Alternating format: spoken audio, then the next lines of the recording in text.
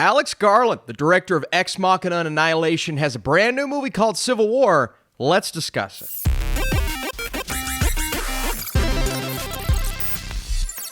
What's up, Flick fans? Welcome back to the channel. Let's talk Civil War, a movie that I was hesitant about, but really excited about because of Alex Garland. Let's do it. 19 states have seceded. The United States Army ramps up activity. The White House issued warnings to the Western forces as well as the Florida Alliance. The three-term president. So in the near future, a group of war journalists attempt to survive while reporting the truth as the United States stands on the brink of civil war. This film was rated R for strong violent content, bloody images, and language throughout. It's a film that I saw the trailer for, and I thought it was okay. It's fine. I mean, it's alright, And I won't say it pitched a different film, but it didn't give the right idea as to the tone, the vibe, the feeling, and really what this movie was inevitably about, and that's following these journalists through a war-torn country that is completely divided. Therefore, you got one side versus the other. That's what it's all about. I'm seeing a little bit of division between critics, a lot of people online wanting Alex Garland to lean heavily into picking a side, a political stance,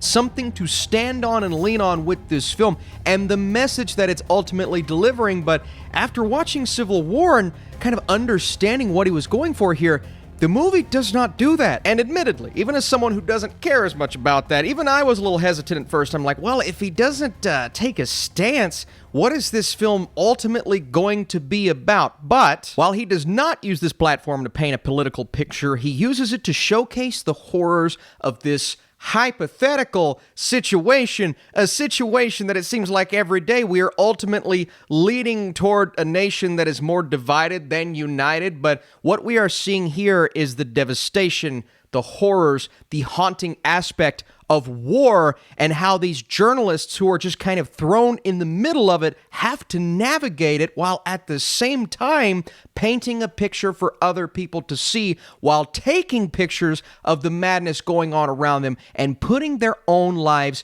at risk. That is what this movie is about. And so I didn't need Garland to take a side after that. I was really interested in this day in the life type of story, a nice road trip film.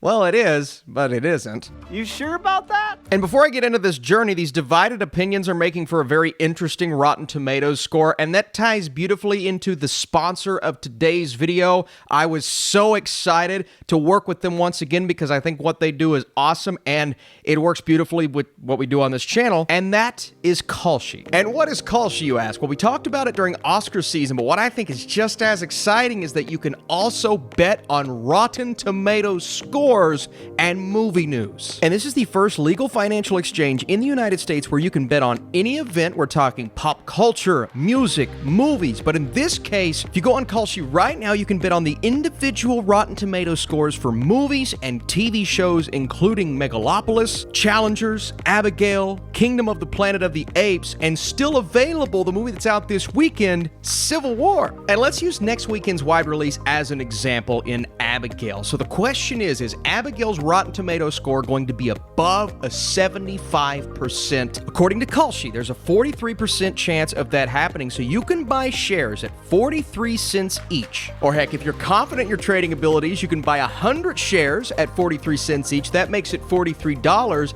and if the answer ends up being yes, if it's above a 75%, you get $100. If it is no, and you do not choose no, you get $0.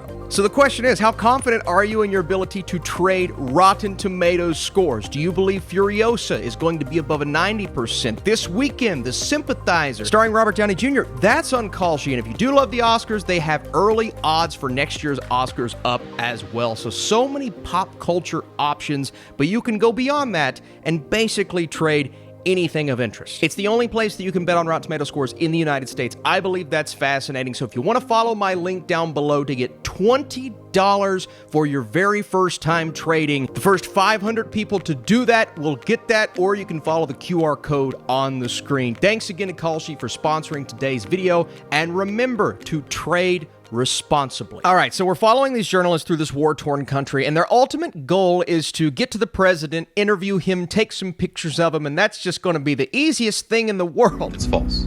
No way.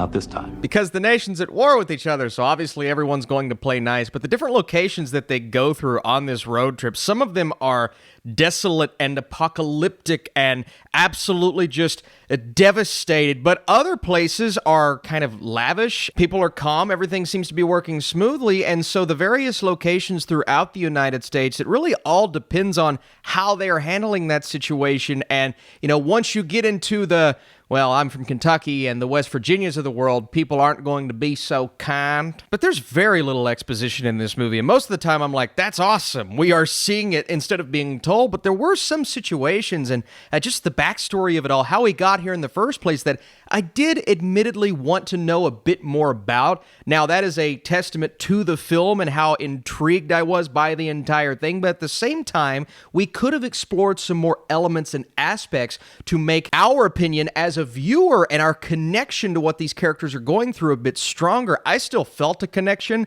and I was in it from start to finish, but knowing a bit more would have helped us connect a bit more and helped us emotionally, as well as kind of grasping what is going on as we're seeing it play out as we are traveling to Washington, D.C. And Kirsten Dunst, she's been at the forefront of the marketing. Her character, I mean, you can tell she's seen some shit.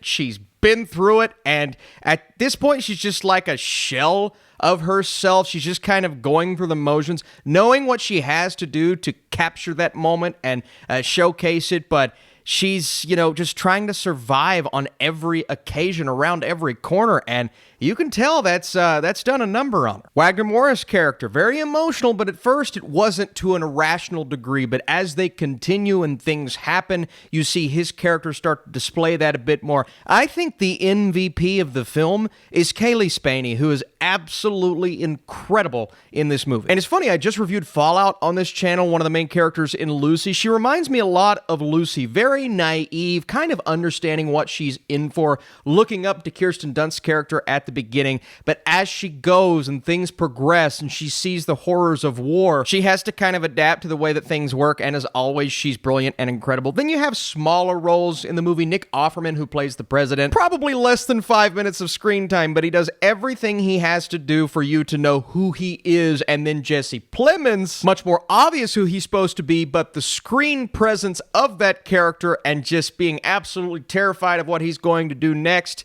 yeah, it worked, and it was scary. Stephen McKinley Henderson plays exactly who you think he's going to play, but there's this warm, comforting feeling every time he's on screen, and then everyone else that we encounter is just kind of going through the motions of war and the back and forth, the constant fighting, the violence, the evil, the turmoil. It's war, and they're right in the middle of it. At this point, who cares why they are fighting? That's not the story that's being told in this specific movie. In that way, it almost feels like you could have made a miniseries out of this, because we're just one of the many stories that should be being told about this crazy civil war that America's going through right now. But the journalist side of things, it's not really about why. It's about survival, and our characters literally putting their lives at risk to just get snapshots of these situations, and I love the way they went about that, and talking about the technical aspects of this movie, removing the sound from those moments and just getting a quick glimpse through a literal lens and removing the color from those screenshots. Man, that was really powerful, and I love the way that Garland implemented that consistently